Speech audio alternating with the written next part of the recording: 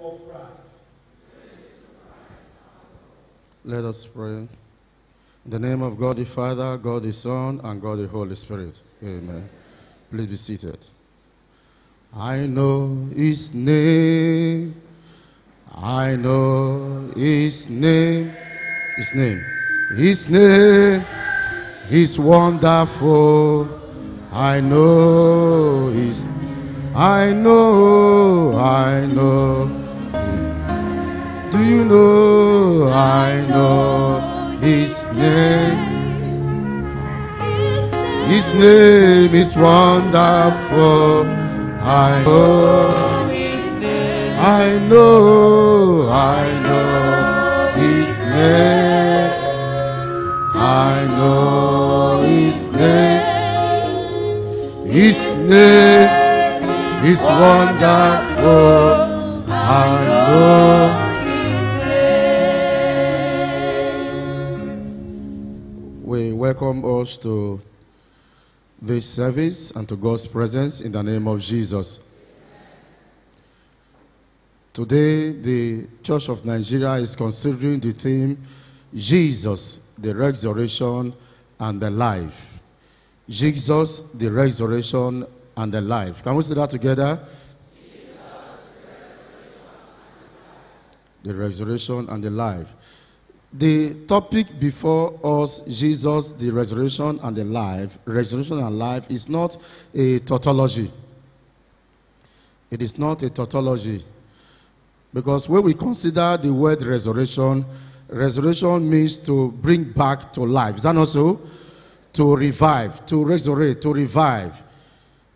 Resurgence, revitalization, revivification. That is bringing back to life. Now Jesus is saying, I am the resurrection and I'm also the life.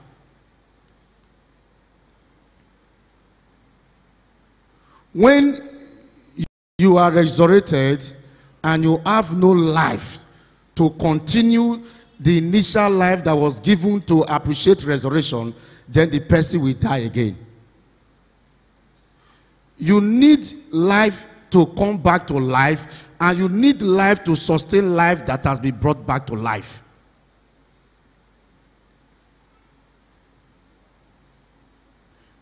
You need life to come back to life, and you need life to sustain and live the life that has been brought back to life. Otherwise, without this other life, then you can be resurrected unto confusion. I've not heard of stories of people that were dying in the hospital. Some even died. And after much effort, they came back to life. Is that not so? And then after about 5 minutes, they died again. Have you heard of stories like that before? Came back to life, they died again. So Jesus is saying, I am the resurrection. I can bring back to existence, and I can give unto that which has been brought to existence the potentials to live again and to continue to live. It's both immediate and eschatological, meaning looking into the future.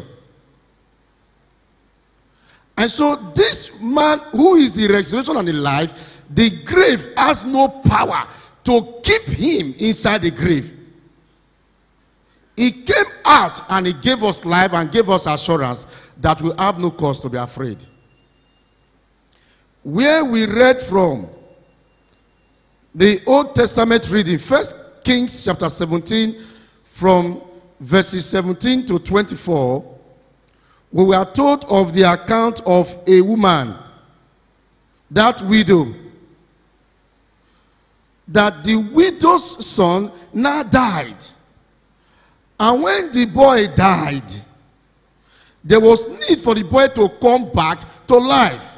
And what did the woman tell Elijah? The woman told him that, why have you come to bring my sin to what? When they read like that, now not they follow. I've been a Quran na carry come. Even in Quran chapter 4, Quran chapter 4, the Quran believed that Jesus Christ was raised from the dead.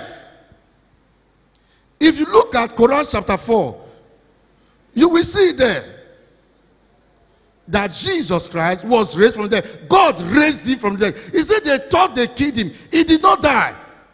But God raised him from the dead. It's there in Quran chapter 4.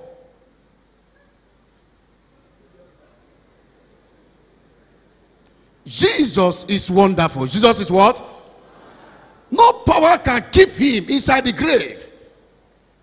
He is the resurrection. Everybody says the resurrection and the life.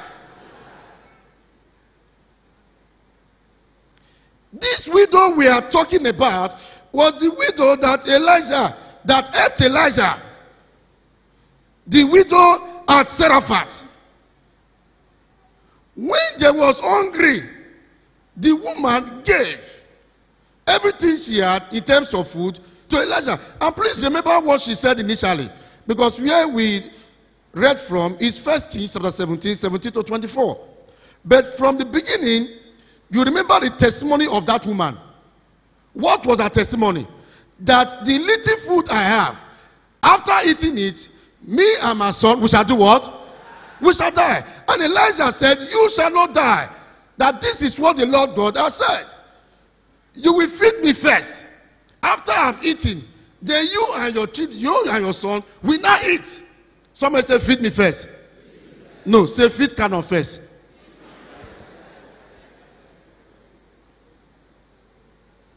You and your son will not die. And then she did just that. But that first testimony, that her belief of death, because she had invited death already to the environment, to the vicinity. And so death eventually came. Even after they had life, even after they ate and had their feed, we were told from verse 17 that sometime later the son of the woman who owned the house became ill. He grew worse and worse and finally stopped breathing. She said to Elijah, what do you have against me, man of God? Did you come to remind me of my sin and kill my son? Kill my son? Elijah carried that same boy and took the boy before the Lord and cried unto God that God bring life back into this boy. And life entered into the boy. Lift up your hands and shout hallelujah. The first resurrection they had was they were resurrected from poverty and lack unto plenty. But that first wicked testimony that the woman already had in her mind, that consciousness that death is coming, death is coming, death is coming. Even after God did the miracle, the woman's son still died. Do you know that it also happened in the New Testament? When they were praying for the release of Apostle Peter, they prayed and prayed and prayed and prayed. Say, God, Peter must not die. Peter must not die. When Peter came and he was knocking at the door, Rhoda went. She opened the door. She went, listen to the voice. Who is knocking? They said the person, Peter. She went back and told the disciples, pray that Peter must not die. Say, Peter is knocking at the door. What did they tell her? You are mad. You are mad. Excuse me. How can I be mad now? We have been praying that Peter should come. Peter has come. So they were praying without expectation. They were praying and they already concluded that make we just pray. Make we just pray. Make we just pray for praying sake. Do you know there are cases like that? As pastors, we have experienced it before. There are some cases that are so terrible, you just have to pray. Just pray, Father, I will pray that you heal this your daughter, just for the sake of the person who invited you, not because you had faith that the person will wake up. Because to you, the person is already going. If the person now say, I'm healed, sit down, you never heal, sit down, they will give you drip. Because already the woman believed that after we eat this food, we are going to do what? We are going to die. And that thing worked against her. Eventually, the son died. But then Jesus, who is the resurrection and the life, showed up and gave them life. Look at the other one we read in the gospel according to St. John chapter 11 from verse 17. Jesus showed up in that place again. And in this case, this man had already been buried. And look at the sisters, what they said. They said, Lord, if you were here, our brothers would have done what? Have died. And Jesus told them that I am the resurrection, I am the life. What did she say? He said, yes, I believe that my brother will rise up again on the resurrection morning. Somebody say after me, say, oh Lord, my Father, help me not to postpone my miracle. Jesus told them, he said, I am the resurrection and the life. I am standing in front of you now. Do not postpone the miracle of Lazarus. Lazarus is waiting for me to make declaration so that he can come out of the grave. Do you know there are certain things in your life waiting for you to make declaration? The Bible says, for the creatures are waiting for the endless manifestation of the sons of God. You can just say it, believe it, and that thing in the grave will come back to life. We speak to you today as the servants of the Most High God. Whatever is expected our declaration that is still in the grave concerning your comfort, concerning your good health, concerning your life, today we decree that thing that will give you joy that is in the grave, come out in the name of Jesus. It is done. It is done. It's as simple as that. This Jesus is both the resurrection and is also the life. We used to say something in what they say, but raise me now, raise me, make I live better life, raise me. Somebody can raise you with 1 million. It's okay, I raise you with 1 million. Go start something with this 1 million. But you need life. After you have been raised, you need life for that business to continue. Every business needs life to continue. I won't marry. Okay, you have been resurrected and raised from bachelorhood to becoming a married man or a married woman. But you need life for that marriage to succeed. I must buy motor this year or I die. Okay, you don't buy motor. People, they buy Jetta. People, they buy small motor. You can't go borrow money for cooperative. Go buy Jeep. You buy Jeep now, you need life. Otherwise, the tire go leak. You know if he patch the tire. Because the amount to patch tire for Jeep is different from Jetta. Is that not so? You need life to continue. Where the motto of that day? I pack and don't pack first. Are they come? No. Are there not people like that? Yes. You need life to continue. Every part of your life need life to continue. It's not just to be raised. When you have been raised, when you have seen life, then you need life to exist in the world that God has created. Your testimonies will not speak against you. Evil confession will not speak against you. Evil declaration you made in the past will not speak against you. Even if you made them by mistake today, we correct them in the name of Jesus. If you were in a terrible position that made you to say some things that were not right, and so now you are happy, Satan is bringing those things to you now to kill your children, God will give you life. It is well with you. You have no cause to be afraid. Jesus is the resurrection and the life. He will never allow you to go down. With your own eyes, you shall see the destruction of your enemies, and God will continually keep you alive in all ramifications. In the name of God the Father, God the Son, and God the Holy Spirit.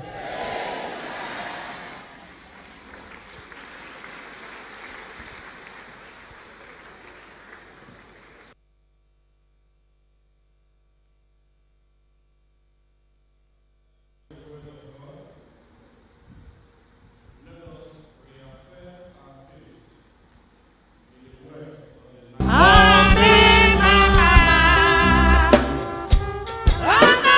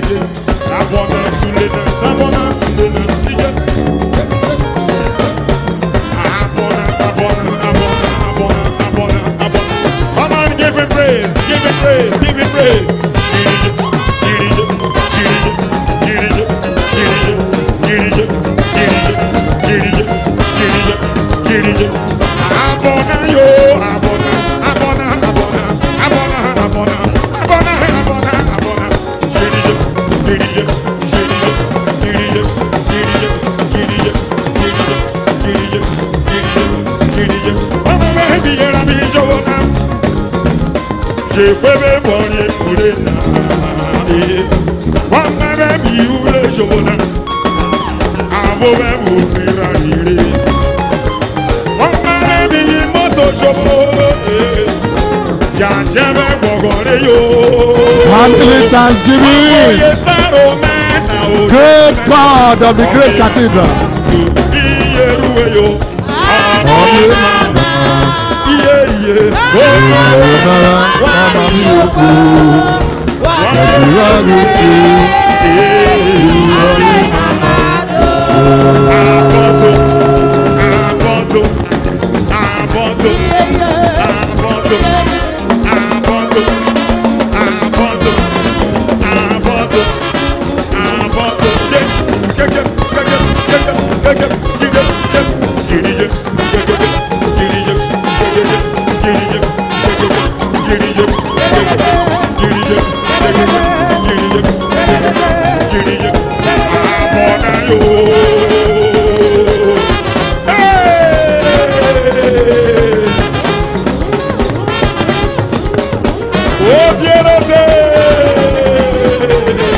The Lord bless you. The Lord bless you.